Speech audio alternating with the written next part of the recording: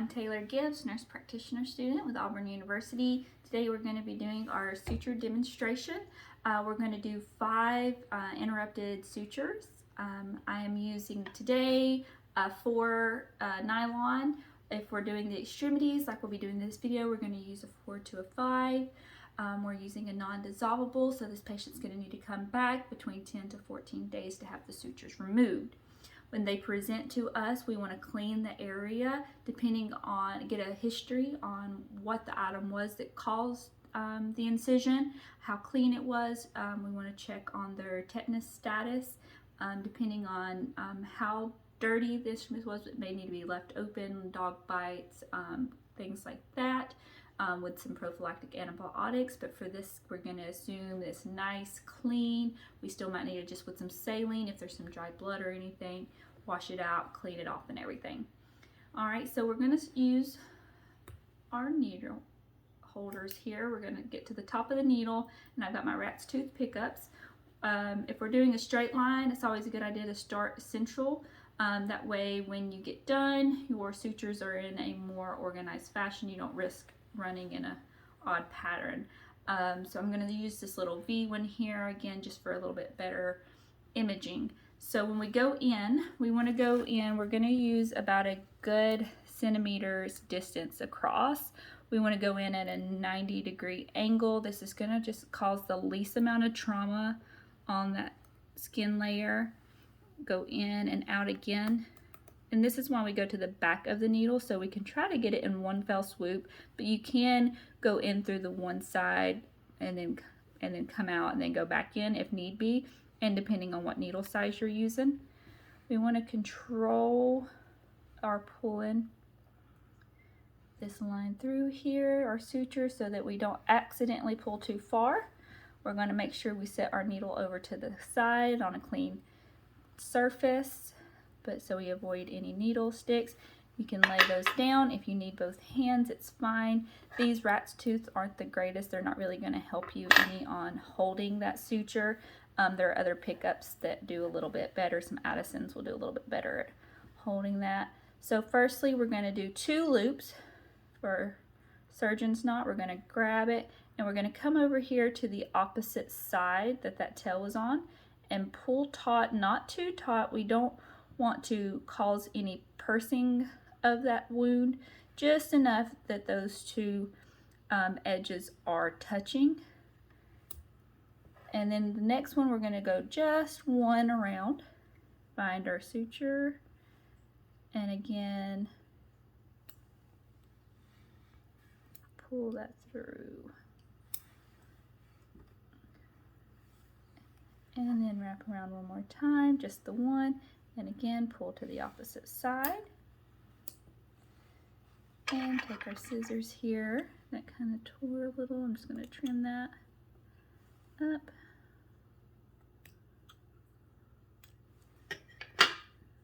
Clean that off there.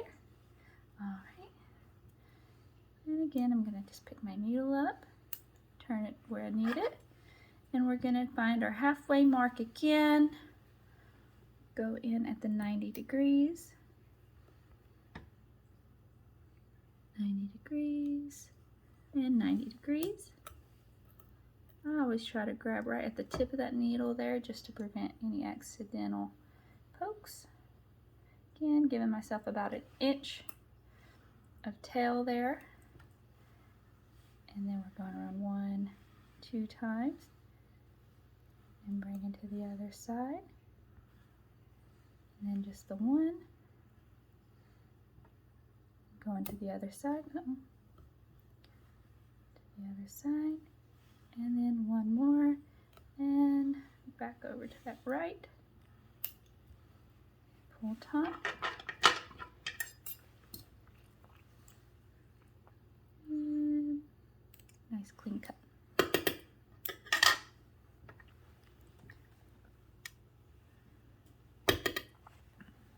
Like to stick to our suture holder here.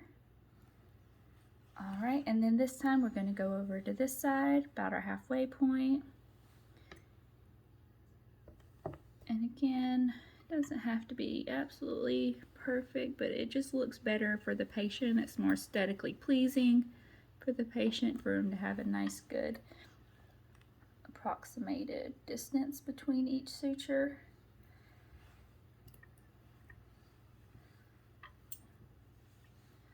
One, two. Bring it to the other side. The patient's going to want to avoid washing this area with any perfumed washes or Old Spice, anything like that. Just plain dial soap in the shower while they have this wound. And then afterwards is fine. They don't want to be swimming in any lakes or anything.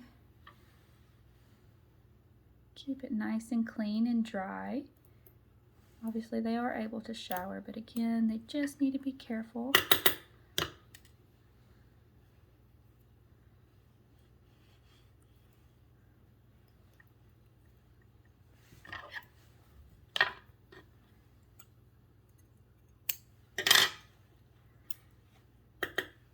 Alright, so now that we have one on each side there, we'll do our last two in between those.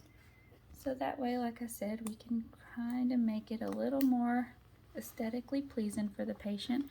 So we want to try to get into the center of these two. It may be a little harder if you need to turn your rat's tooth to where your single prong is on the inside. Again, 90 degrees, 90 degrees.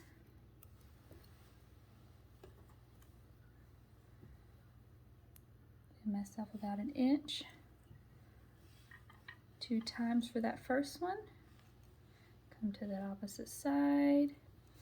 1 time, opposite side, and 1 time. Bring it back.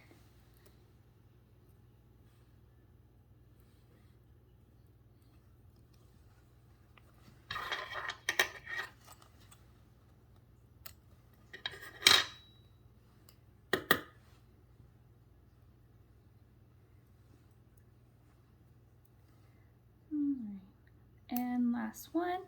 Again, we want to go in between these two.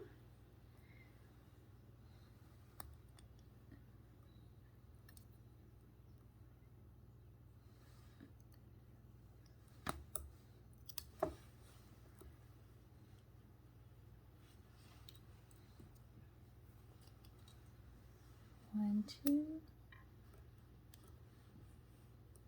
1.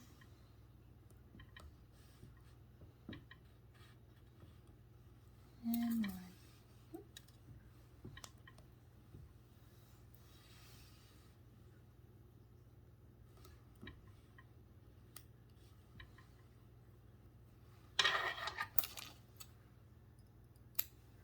Alright, then we're just going to make sure this first one was a little loose, but this material is a little harder there. It kind of pulls through more so than human skin, but we want to make sure our wound's touching just enough of a lip upwards and like a wave so that those healing edges can be tacked and touched, but we don't want too much pressure on the suture entrances here to where it's going to cause any more issues or trauma. All right, and like I said, we'd have the patient come back in about 10 to 14 days and we would cut them out. Thank you.